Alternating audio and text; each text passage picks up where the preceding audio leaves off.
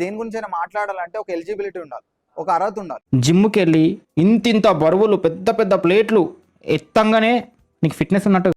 ఇప్పుడు ఇంత మాట్లాడుతుండా వీడేమైనా fitness ఇన్ఫ్లుయెన్సరా, fitness ట్రైనరా, పోనీ బేసిక్ జిమ్ రాట, కానీ ఈడు కూడా మాట్లాడతాడు. ఇంత పెద్ద వీడియో చేసిండా, ఆల్మోస్ట్ అంతా సొల్లే చెప్పిండు.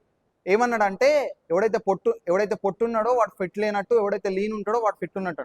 ఫిట్నెస్ అనేది నీ స్టమక్ ఫ్లాట్ ఉండి ఫిట్ ఉన్నావు అనుకో, దాన్ని ఫిట్నెస్ అంటారు.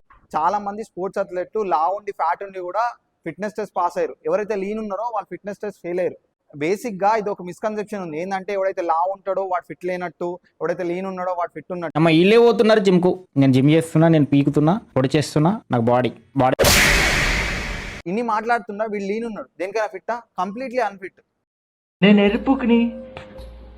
ఎర్రిపోకుని ఏం పండు కోతి లెక్కనున్నవరా. అంతెందుకు ఈ చెపిరిగాడు కూడా రోడ్డు మీద పైసలు ఎగిరేసినోడు బాడీ బిల్డర్ని వేసుకొని వచ్చిండు. అది బాడీ బిల్డర్లు ఇక డబ్బులు పెట్టినా దొరుకుతారు. ఒక 1000 రూపాయలు ఇస్తే వాళ్ళే.